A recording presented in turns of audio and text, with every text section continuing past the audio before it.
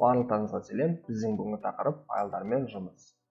Python әртүрлі файл түрлерін қолдайды, бірақ оларды шартты түрде екі түрге бөлуге болады: мәтіндік және бинарлық.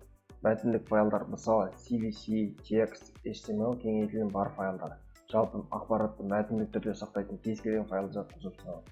Бинарлық файлдар бұл кескіндер, аудио және бейне файлдар жатқызуымызға болады. Бинарлық файлдардың түріне байланысты онымен жұмыс істеу сәл өзгеше болуы мүмкін. Файлдармен жұмыс істеу кезінде кейбір операциялар тізбегін сақтау қажет. Файлды open әдісімен ашу керек, файлды read әдісі арқылы оқу, немесе write әдісі арқылы файлға жазу болады. Файлды close әдісімен жабамыз. Енді файлды ашу. Файлды ашу әдісінің келесі анықтамасы бар. Open жақша ішінде екі параметр қабылдайды: path және mode. Path деген бұл жерде файл жолын білдіреді. Ол абсолютті және салыстырмалы түрде келе алады. Mode дегеніміз файлды ашу режимі.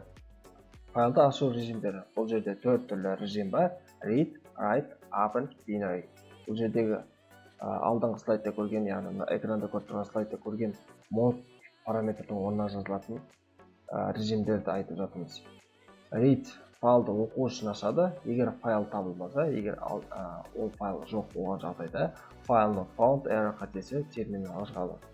Write режимі файл жазу үшін ашылады. Егер файл жоқ болса, онда ол жаңа файл құрады. Егер мұндай файл бұрыннан бар болса, онда ол қайтадан жазылады және сәйкесінше ондағы ескі деректер жойылады. Open файл жазу үшін ашылады. Егер файл жоқ болса, онда жаңа файл қосылады. Егер мұндай файл бұрыннан бар болса, онда деректер оның соңына жазылады. Деректер немесе мәліметтер. Binary, жаңа айтып өткендей, бинарлық файлдармен жұмыс істеу үшін қолданылады. Ол басқа режимдермен бірге қолданылады: W немесе R. Сол екі режиммен қатар қолданылады. Есепті шығарып бастамастан бұрын папкаға назар аударайық. Бізде папка қазір болса, тек қана main.py-дің ішіне исходный код жазылатын болады. Жанында ешқандай текстік файлдар жоқ. Біз осы папканы бэс кодты ашамыз. main.py осы жерге қазір файлдармен жұмыс істейтін боламыз. Біріншісінде оқу режимінде ашып көрейік. Ол үшін біз бір айнымалы аламыз. Және open функциясын шақыру арқылы бірінші параметрге файлдың атауын көрсетуіміз керек. Бұл жерде сіздер білесіздер, абсолютті немесе салыстырмалы сілтеме қоюға болады. Абсолютті сілтеме дегеніміз файлдың толық сілтемесі, яғни дисктен бастап сол папкаға дейінгі және сол файлдың өзінде жазуымыз керек. Енді салыстырмалы сілтеме деген осы файлдан бастап сол файлдан салыстырмалы түрде бересіз. Егер файл дәл жанында орналасқан болса, // қою арқылы бастауға болады. Жанында мысалы hello.txt. Екінші режимін біз қазір оқу үшін ашамыз. Дәлді жасаймыз. Сақтаймыз. Міндетті шығарамыз. Біз қазір main.py файлының ішінде осы Python кодтар жазу арқылы жұмыс істеп жатырмыз. Оның жанында пока что hello.txt деген файл жоқ. Сондықтан ол бізде file not found error деген қателікке алып келуі керек. Терминалда орнаймыз. Міне file not found error, яғни бізде hello.txt деген файл жоқ. Енді біз жаңадан код көреміз. Енгізілімі txt деп сақталды. Қайта орнаймыз. Осы команданы ешқандай ашылды жоқ. Тек біз файлды аштық, ең жапты. Ішіне ештеңе жетпейміз. Әрі қарай осы файлдың ішіне мәлімет жазуымыз үшін оны write немесе open режимінде ашуымыз керек. Сәйкесінше әріптерді қоямыз.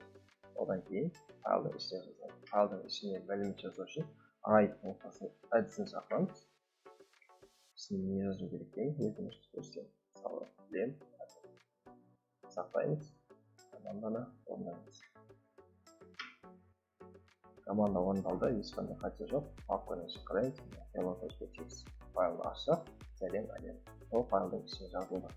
Енді біз ол файлды жоқ алып тастасақ, онда W режимі, егер ол файл жоқ болса, ол жаңадан ашады. Қайта орындап көрейік. Біз мұнда папканы қараңыздар, өшіріп тастадық. Қайта орындаймыз. main.py орындалды. hello.txt ашып көреміз. Сәлем әлем.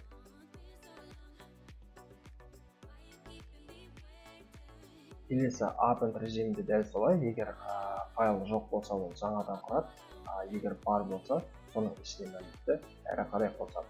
Енді біз алдыңғы текст ішінде орналасса сәлем әлем сөзі осы соңында жетемізді, яғни одан кейін бос орын жоқ.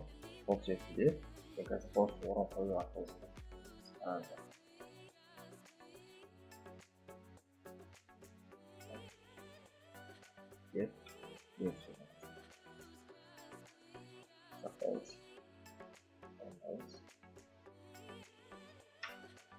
орындалды. Енді қайта ашып көрейік. Сәлем әлем, привет. Жолдар тақырыбында өткендегідей, біз осы файлдың ішіне мәлімет жазу барысында жолдарды жазу кезінде арнайы символдарды қолдануға болады. Мысалы, сәлем әлем,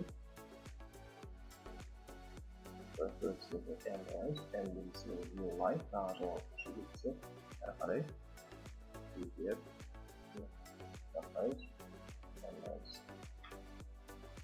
онда бізде append режимі ашылып, бұл алдыңғы текстті қайта қосып, осы double берілгендері ішіндегі барлығын тазалап, жаңадан ол сөздерді экранға шығарады. Яғни бірінші жолда сәлем әлем, екіншіде белгілерді орындаймыз. Бірінші жол сәлем әлем, екінші жол белгілерді. Файл оқу режимінде ашылғаннан кейін, оның ішіндегі мәліметтерді әртүрлі әдістер арқылы оқуға болады. Бізде үш түрлі әдіс бар. Read файлдың барлық мазмұнын бір жолға оқиды. Readline файлдан бір жолда оқиды. Readlines файлдың барлық жолдарын тізімге оқиды. Слайдта аталған әдістерді енді осы жерде көрейік. Біз hello.txt ішіне мәлімет жаздық. Оны әрі қарай оқу үшін R режимінде ашамыз. Одан кейін келесі жолда жаңағы әдістерді шақыртсақ болады. Біріншіден терминалға шығару үшін print функциясын жазамыз. Әрі қарай файл атауы нүкте белгісінен кейін қандай әдісті шақыруымыз керектігін көрсетеміз. Print әдісін шақырғаннан кейін ол файлды толықтай оқып беретін болады. Экранға шығарайық, терминалға шығарайық. Сәлем әлем, привет. Әрі қарай readline бұл тек қана алғашқы жолды оқиды. Сонымен қоса жол аяқталғаннан кейінгі жаңа жолға түсу n арнайы символын оқиды. Орындап көрейік. Сәлем әлем.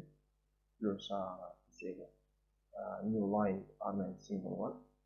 Readlines бұл файлды оқып, оның ішіндегі әр жолды тізімнің жеке элементіне сақтап отырады. Онда орындап көрейік. Сәлем әлем, привет. Бұл жерде арнайы символда оқылып, сол алғашқы жолдың элемент ретінде көрсетіледі. Файлмен жұмыс аяқталғаннан кейін, оны close әдісімен жабуымыз керек. Жаңа үлгіде көрдіңіздер, бұл әдіс файлға қатысты барлық ресурстарды босатады. Файлдармен жұмыс істеуге болатын тағы бір with оператор бар. Pythonдағы with операторы код таза және оқылымды ету үшін ерекшеліктерді өңдеу кезінде қолданылады. Бұл файл ағындары сияқты ортақ ресурстарды басқаруды жеңілдетеді. With операторының келесі анықтамасы бар.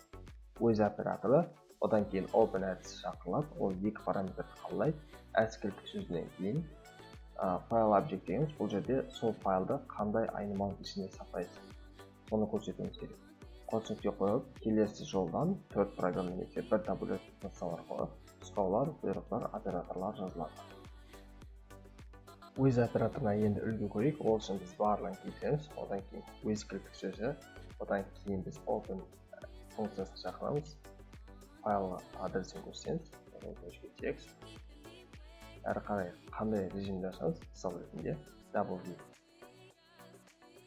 as my file. Келесі жолда осы with операторының енесін көрсетсе, то есть ол файлға қол жеткізу үшін біз мына айныманы көрсетеміз. My file.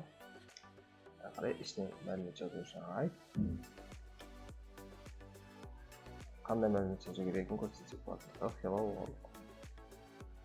Сақтаймыз. Бұл жерде with операторын қолданған кезде сізге ол файлдар жабуды қажет етпейді.